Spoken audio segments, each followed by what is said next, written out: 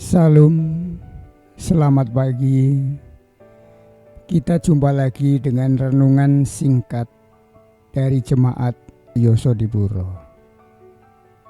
Pada pagi hari ini, renungan singkat yang ingin saya sampaikan dengan judul Ikat Pinggang.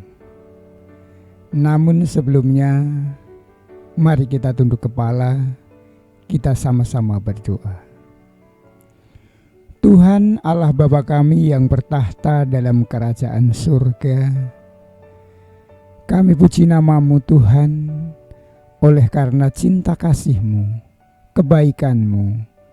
Pagi ini kami memiliki waktu yang indah untuk merenungkan sedikit akan firman-Mu. Bapa dalam surga, kuasai hati pikiran kami, agar kami boleh mengerti akan firman-Mu pagi ini. Di dalam nama Tuhan Yesus kami berdoa. Amin. Ayatnya saya ambil di dalam Lukas 12 ayat 37. Di sana dikatakan, berbahagialah hamba-hamba yang didapati tuannya berjaga-jaga ketika ia datang.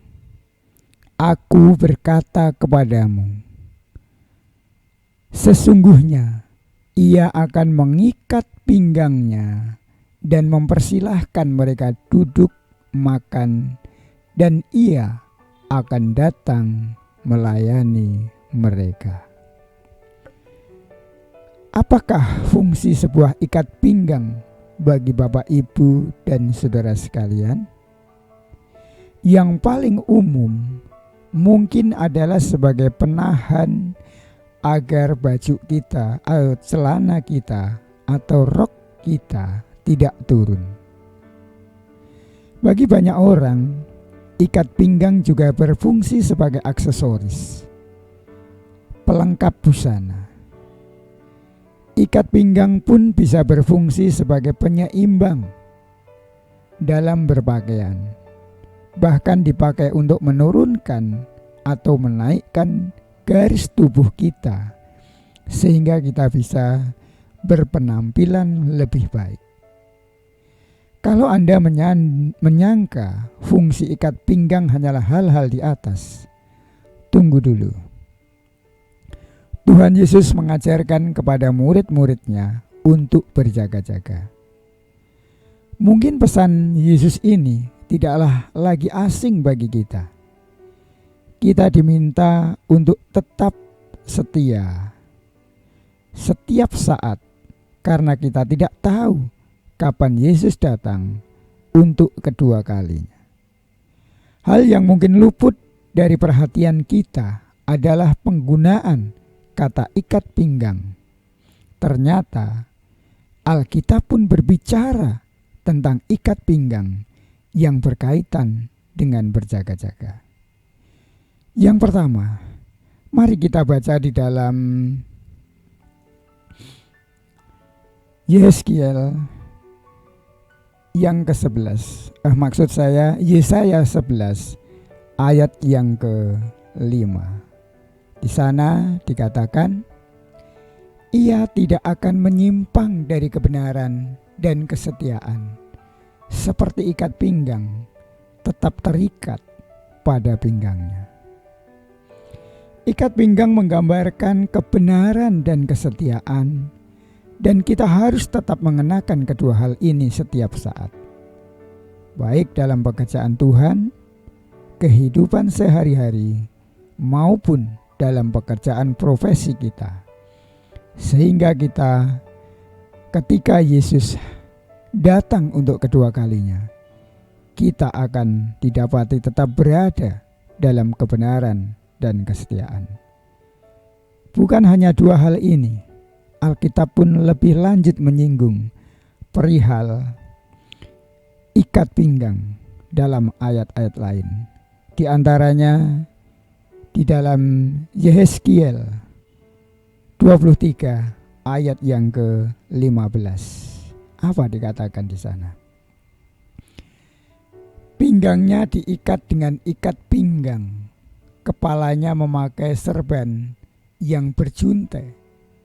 Semuanya kelihatan seperti perwira yang menyerupai orang Babel dari Kasdim, tanah kelahiran mereka. Menyebutkan bahwa ikat pinggang akan membuat kita menyerupai perwira. Perwira atau prajurit.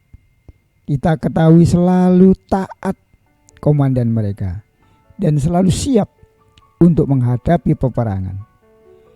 Kita juga harus seperti itu, punya komitmen untuk taat pada Tuhan dan selalu siap untuk menghadapi godaan dan tipu daya iblis yang siap menjerumuskan kita pada dosa. Ayat selanjutnya terdapat di dalam 2 Samuel 20 ayat yang ke-8.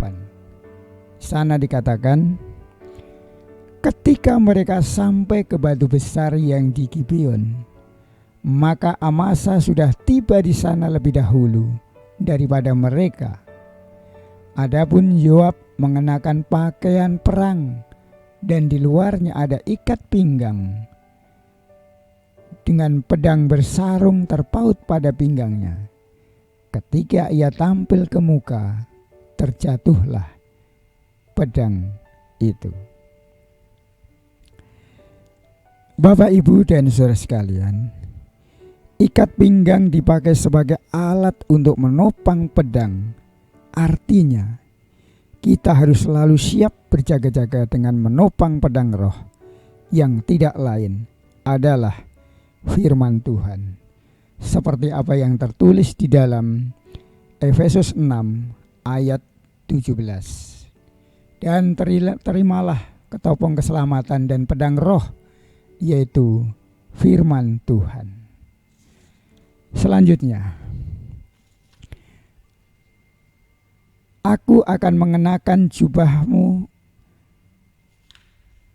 Selanjutnya di dalam ikat pinggang pada Yesaya 22 ayat 21. Di sana dikatakan, aku akan mengenakan jubahmu kepadanya dan ikat pinggangmu akan kuikatkan kepadanya dan kekuasaanmu akan kuberikan ke tangannya. Maka ia akan menjadi bapa bagi penduduk Yerusalem dan bagi kaum Yehuda. Berbicara mengenai tanda kekuasaan sebagai anak-anak Allah, kita semuanya sebenarnya telah diberikan kuasa, bukan hanya dalam hal mengusir setan, kuasa penyembuhan, tapi juga kuasa untuk melawan keinginan daging. Bapak, Ibu, dan saudara sekalian, saya rindu mengajak kita semua untuk introspeksi bersama. Sudahkah kita berjaga-jaga dengan mengenakan ikat pinggang? Saat ini di mana-mana berbagai tanda-tanda akhir zaman mulai digenapi. Penting bagi kita untuk bersiap sehingga ketika Tuhan Yesus datang, kita akan kedapatan sedang berjaga-jaga dan tidak lengah. Saudara-saudaraku, berbahagialah kita yang kedapatan sedang berjaga-jaga ketika Tuhan datang. Kiranya berkat Tuhan menjadi bagian kita semua pada hari ini. Amin.